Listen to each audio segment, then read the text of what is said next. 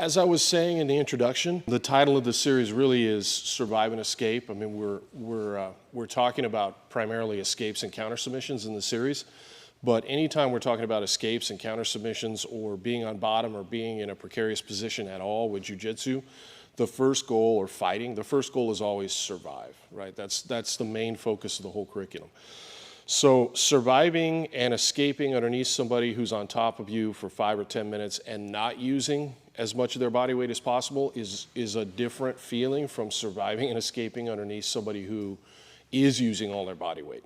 So here, this is the correct hand position, but you can see from my knees that the vast majority of my body weight's not on Ray. Most of my body weight's on my knees or on my elbows. So he's not carrying my weight. So the first thing I have to do is get my knees off the mat and get my hips up. And now that's much heavier, right? So you guys just did a 5-minute round each.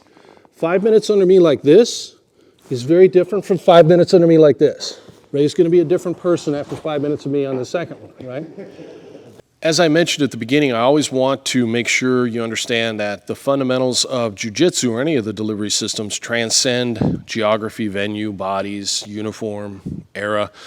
And but that does mean that along the way, we should be addressing things like strikes. And this is very important, even in your regular jiu-jitsu class, your foundations class. If you take a poll of your students, the vast majority did not sign up because they want to compete in jiu-jitsu tournaments. I think tournaments are awesome, and I always encourage students to experience that. But most of our students don't come to us because they want to compete. They come because they're interested in learning self-defense and gaining confidence, really, is what it's all about. First thing he can hit me with is this arm, right? Yes, and he can elbow me in the back of the head. And then one real common you'll see in MMA, he's going to push my face down with the forearm and then lift it up and forearm smash me or punch. Or he'll use his hand, push me down, and then hit. You're going to see this all the time.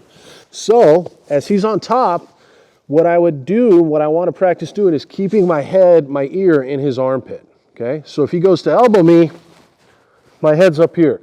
It's not comfortable, but he's not going to get a good strike off to my head. If he goes to try and push my head down, he's got to lift up, right? And as he lifts up, I'm just going to follow him and take up that space to escape. Right, we've talked about classic hand position, talked about sitting out facing the head, talked about sitting out facing the legs.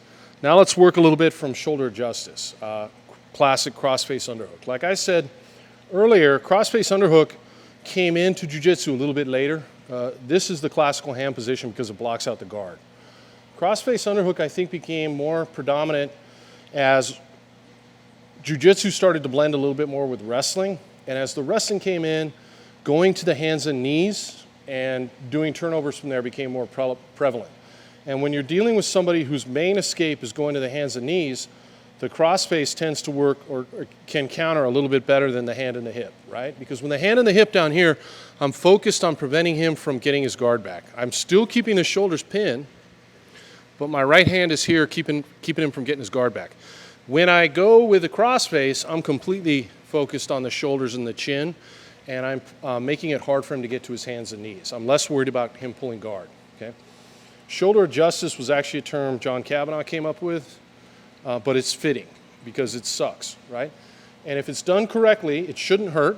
Like a lot of jiu-jitsu, good jiu-jitsu should not hurt. It should kill you, though. And when it's done correctly, it shouldn't hurt, but it should kill him. If I were to sit here and hang on to it, Ray would be dead. Because after a couple seconds, he should pass out, and then it's up to me whether or not I let him go. And that's how a shoulder justice should be. He should just gently go to sleep. So if you're cranking on each other's jaws and it's painful and everything else, you're doing it incorrectly. You have to adjust. You'll notice my shoulder's on his jaw, and that achieves the effect of keeping Ray from turning towards me, and it's uncomfortable, but it's not going to be a choke. So to get a choke, I want a better connection. So first thing I'm going to do, I'm going to talk about the body part in a minute. Let's just talk about the grip. It should just look just like this. So my elbow never gets too much farther, closer or further away from the ground. What's doing the choking is my shoulder into his neck and closing off that space like that. So if we look from this angle, I reach deep, I grab the armpit, I slide my shoulder down to his chest, and then I just slowly move in here, and that's the finish. Now, not only is that a submission, but And you may or may not get the submission when he's moving around and being squirrely, but the main thing is turn towards me. Yeah. So the first piece is not to panic, to spend as much time on bottom as possible so that you can become comfortable, because it's hard to do technique correctly if you're not comfortable. That's difficult. That's the other reason why it is good to try and compete in jiu-jitsu tournaments and do some of that, because the whole process is nerve-wracking for people. And rather than worry about win-loss type thing, although winning's always good, using it as a way to experience being uncomfortable, it becomes very valuable from that standpoint, right? So that's the first thing. And then the second thing is just understanding how jiu-jitsu works, which I think everybody really has to make their own model in their brain about how it works, and that's important, which is why it's good that you have your pictures that you're putting together, which for you, if that makes sense for you, is going to accelerate your learning in jiu-jitsu.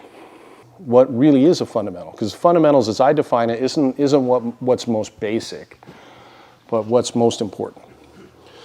And that's what I try and teach when I'm teaching, and that's what I try and find when I'm learning from other coaches. That's what I'm looking for when I see other black belts teach the art. That's what I find interesting. That's the only thing I try and pass on.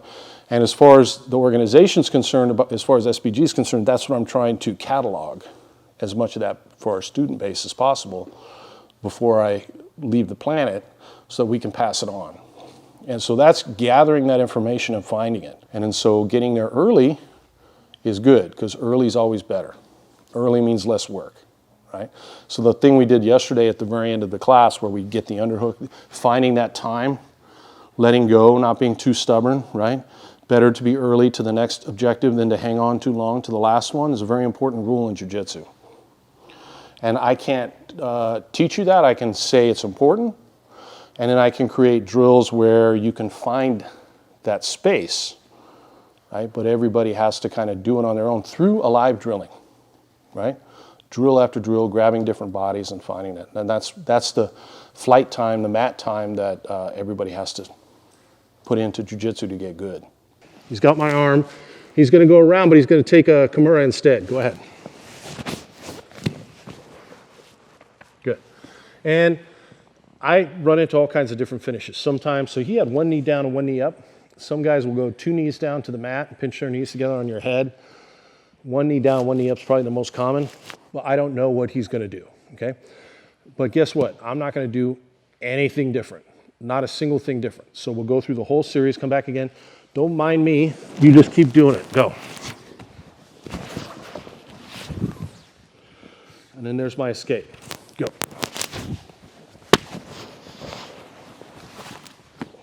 Okay, so I'm defending this space here, so he never traps my arm between his legs.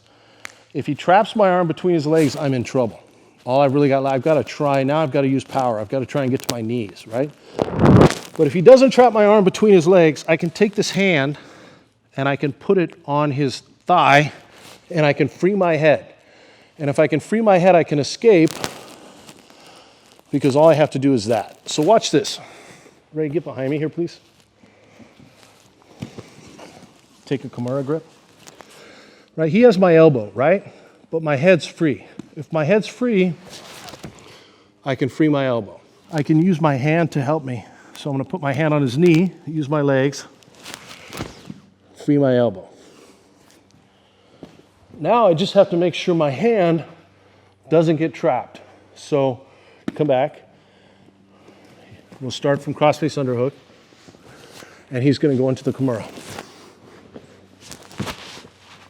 Keep going. See, my elbow's not trapped. I blocked it. So now my hand can come out. Hand can come out. Head can come out. And then I can escape.